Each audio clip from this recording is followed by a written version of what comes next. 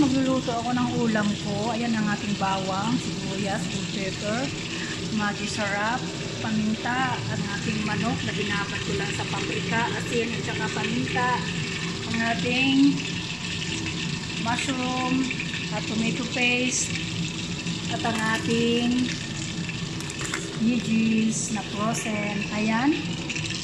Maglagay na tayo ng ating tomato paste.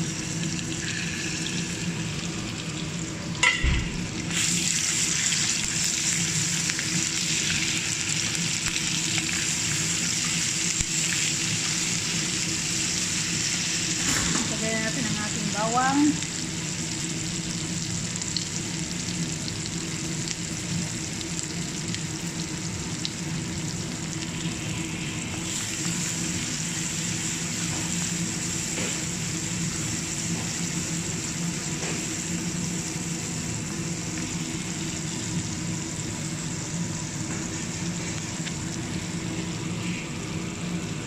Lagyan natin ang ating sibuyas.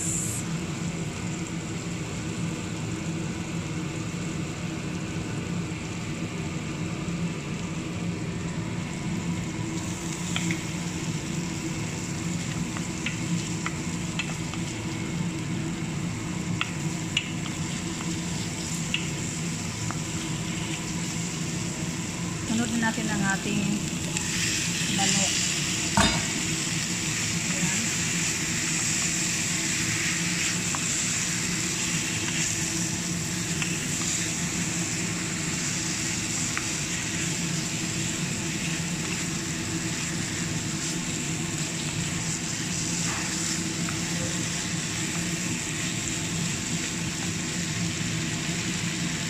At maglalagay na ako ng magi sarap. Kalahati lang lalagay ko.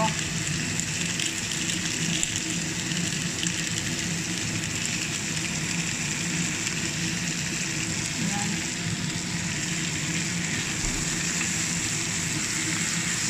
Mix lang natin.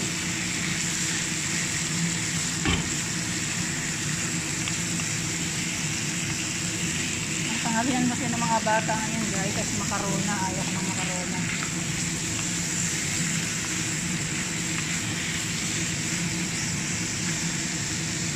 Ayan guys, naglagay ako ng 1 can ng mushroom.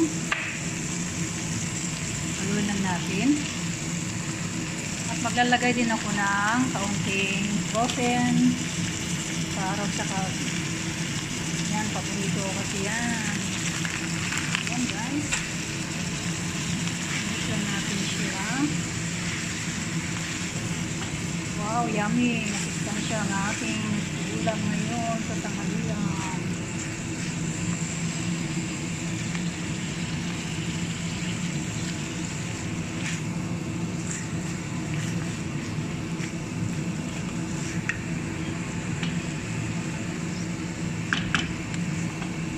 Tatakpan lang natin siya para maluto yung manok. Hindi pa luto ang manok.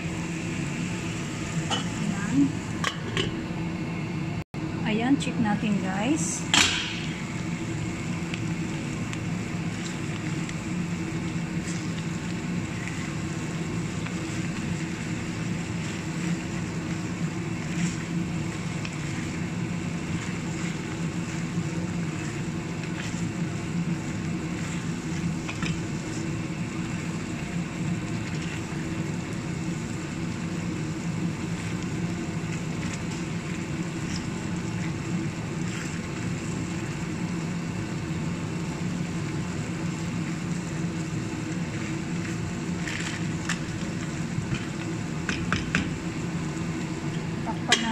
Para maluto. Ayan.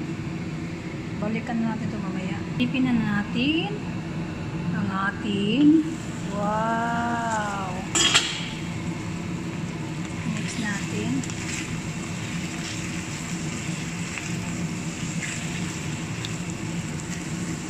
Hindi siya apritada.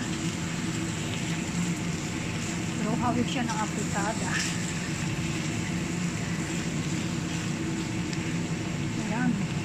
Luto na ba ang ating manok? Ayan, luto na. Tikman natin.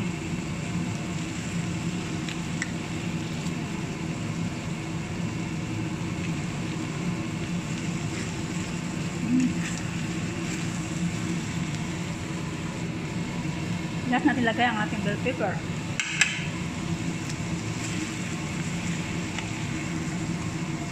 Magdagdag tayo ng paminta. Ayan.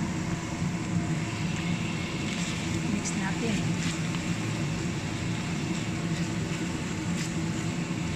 Lasa ng manok, nanuot yung lasa ng mushroom.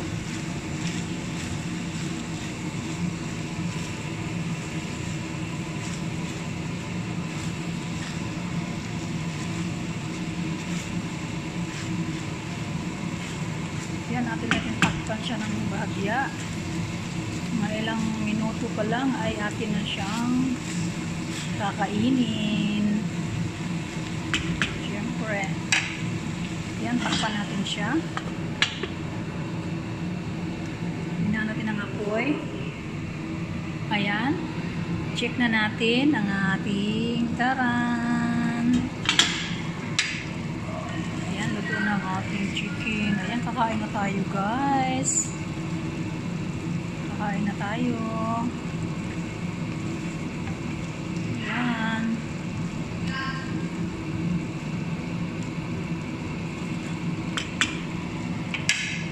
Ayan guys, ang aking ulam sa aking tanghalian. Ayan ang kakainin ko ngayon. Ayan. Okay na siya.